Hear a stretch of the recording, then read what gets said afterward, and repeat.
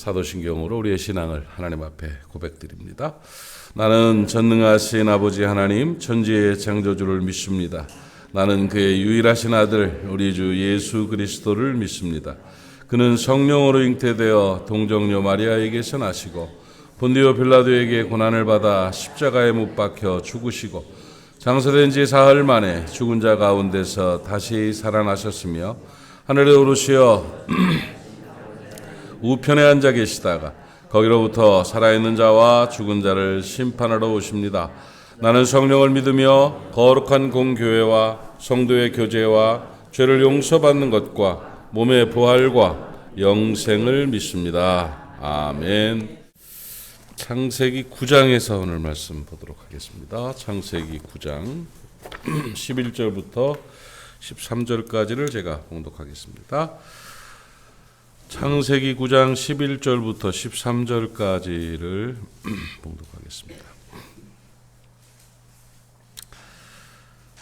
내가 너희와 언약을 세우리니 다시는 모든 생물을 홍수로 멸하지 아니할 것이라.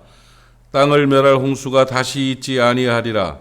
하나님이 이르시되 내가 나와 너희와 및 너희와 함께하는 모든 생물 사이에 대대로 영원히 세우는 언약의 증거는 이것이니라. 내가 내 무지개를 구름 속에 두었나니 이것이 나와 세상 사이의 언약의 증거니라. 아멘.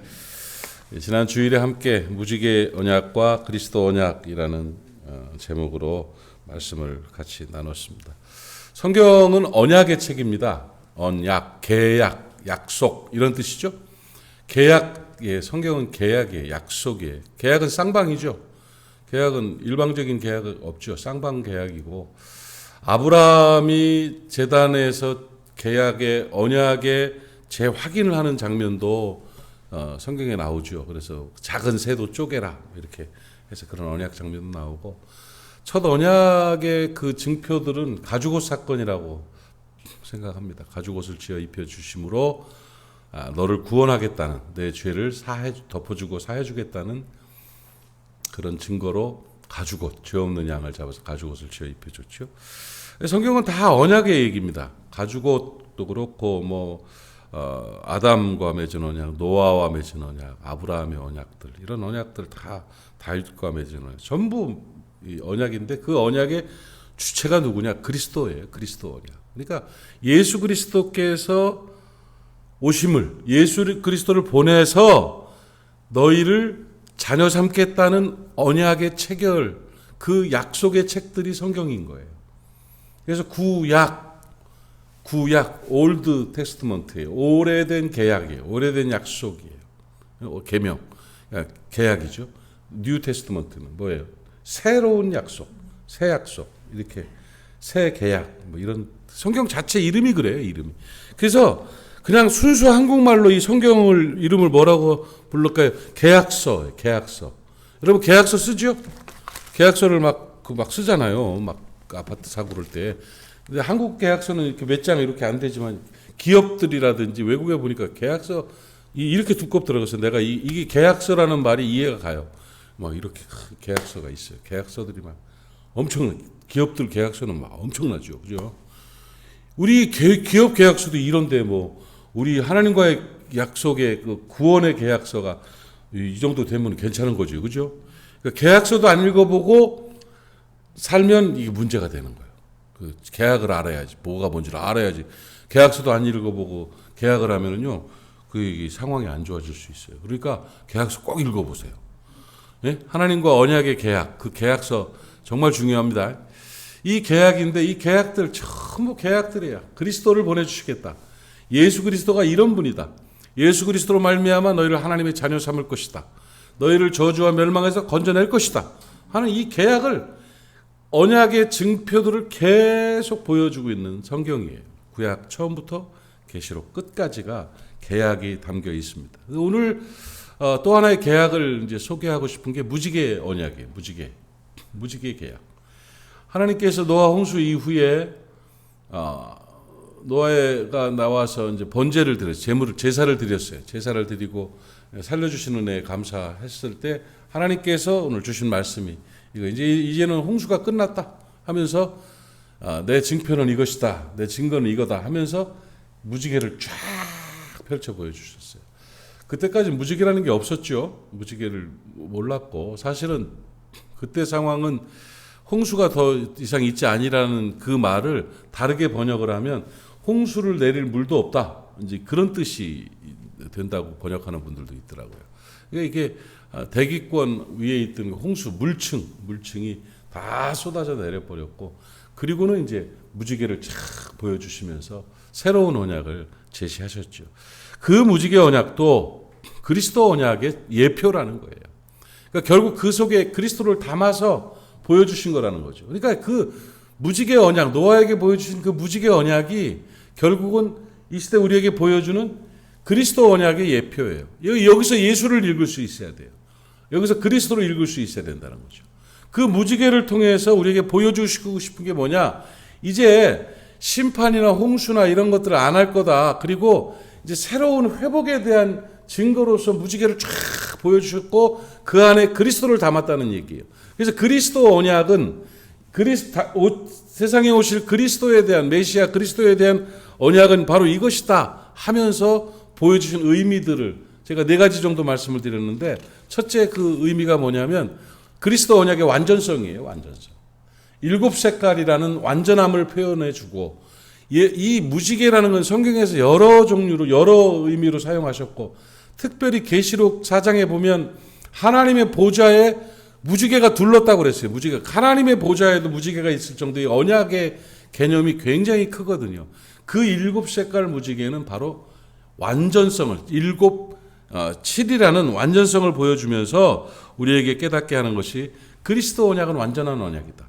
그리스도 언약의 완전성을 표현해 주고 있는 것입니다. 그리스도의 완전하심을 또한 의미하는 것입니다. 그래서 그 완전한 그리스도의 완전한 계약, 그리스도의 계약의 완전성들을 우리가 기억하는 것이고, 이 완전이라는 것은 싹 바뀐 걸 말하는 거예요. 싹. 완전히 바뀌었다. 이거 있죠. 옛사람에서 새 사람으로, 지옥 갈 저주받은 영혼이 천국 백성으로, 하나님의 자녀로 새롭게 창조해 주시는 거예요. 재창조 역사죠. 그래서 보라 이전 것은 지나갔으니 보라 새 것이 되었다. 완전한 새 것이 되었다. 완전한 구원을 이루었다 하는 의미로서의 무지개라고 봅니다. 이 무지개가 이렇게 좋은 건데 이 현대 사회에는 별걸 다 갖고서 나쁜 짓을 해요. 이 무지개가 지금 그 동성애자들의 사인이 무지개입니다. 자기들 그 표시 맞죠? 동성애 아니라 몰라?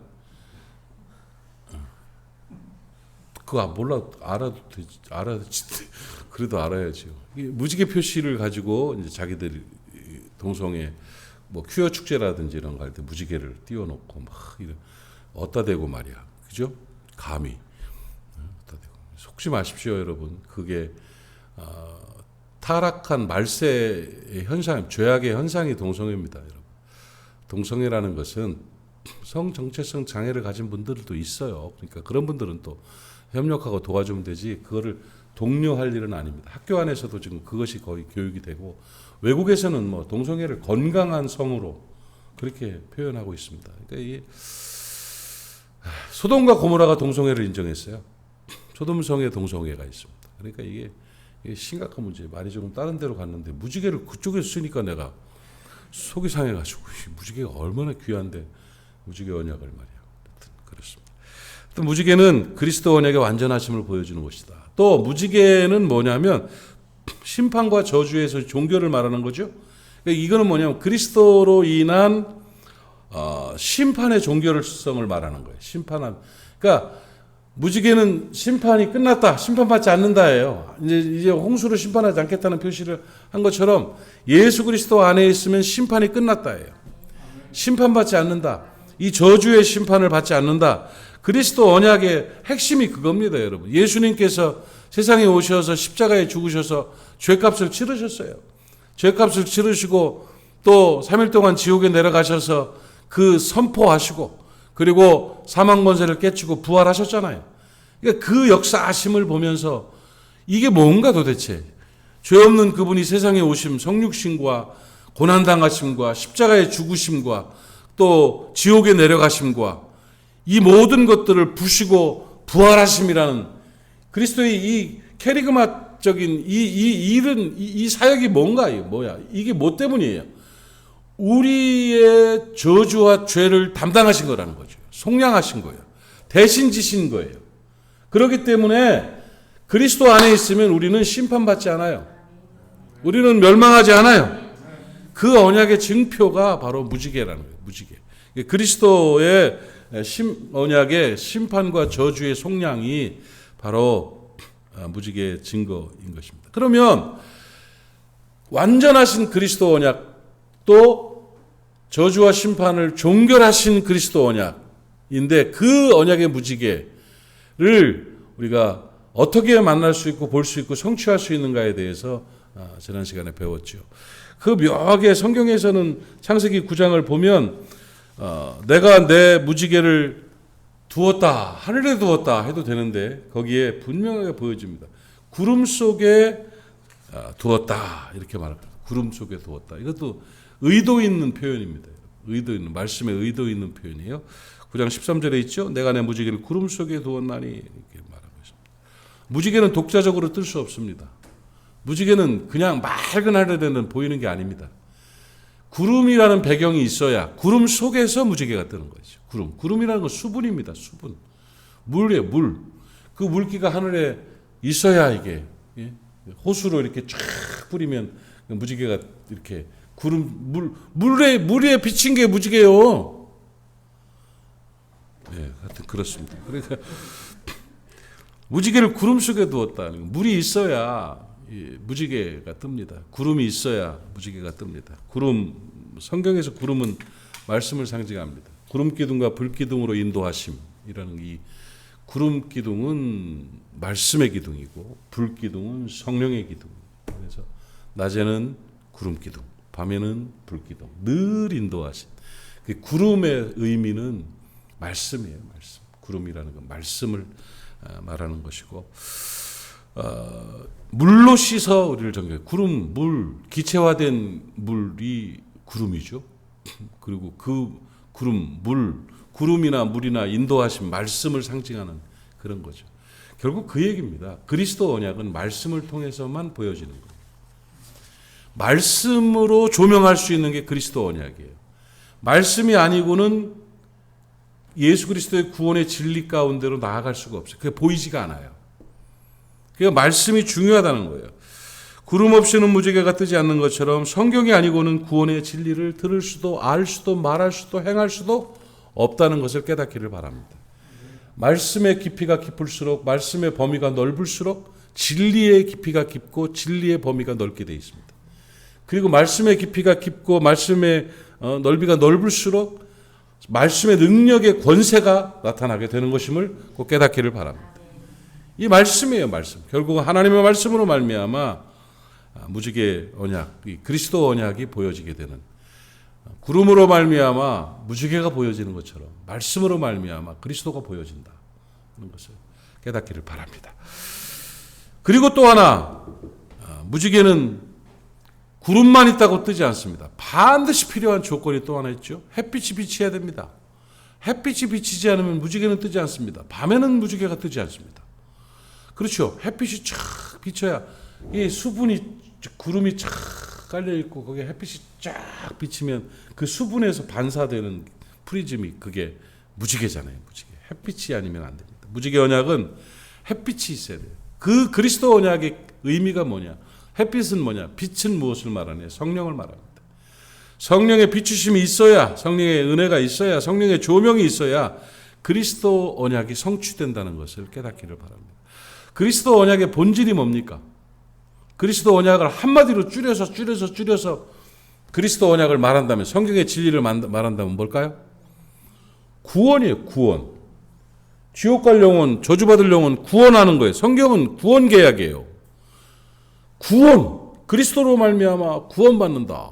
구원 계약이죠. 구원받으려면 어떻게 해야 돼요? 예수를 구주로 믿어야 돼요. 그렇죠? 고린도전서 12장 3절인가? 고린도 후서인지 전서인지 나는 그게 요새 헷갈려.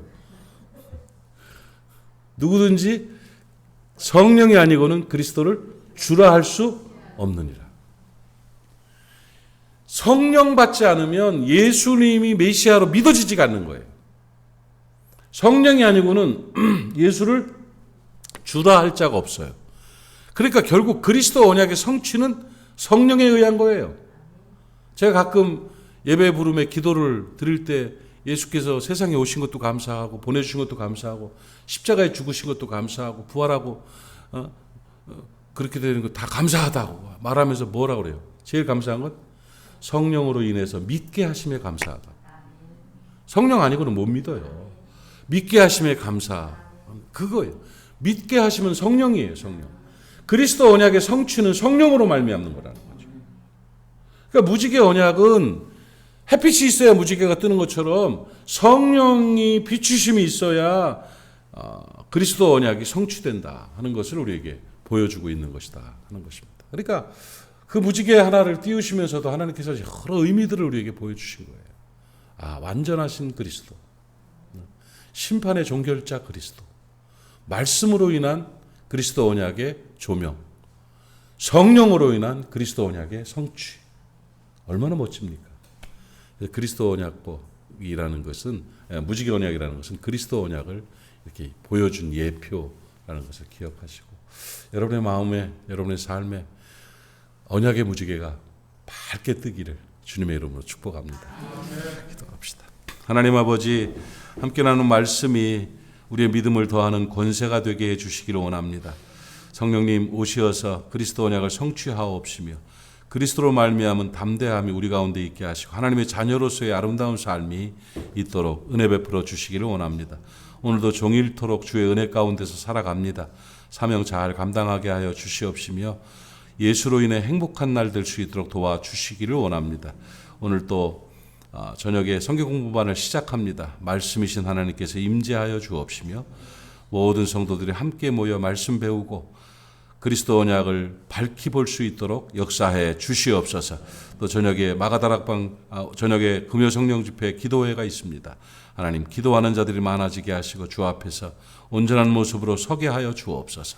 내일 10월을 시작하면서 아버지 하나님이여 월상 예배를 드리고 성찬 예식에 참여합니다.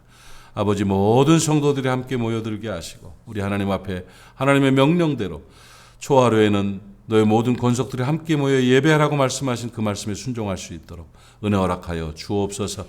오 하나님, 오늘도 새벽을 지키는 하나님의 사람들을 기억하시고 저들의 삶이 더욱 복되게 하여 주시옵소서. 예수님의 이름으로 축복하고 기도하옵나이다. 아멘.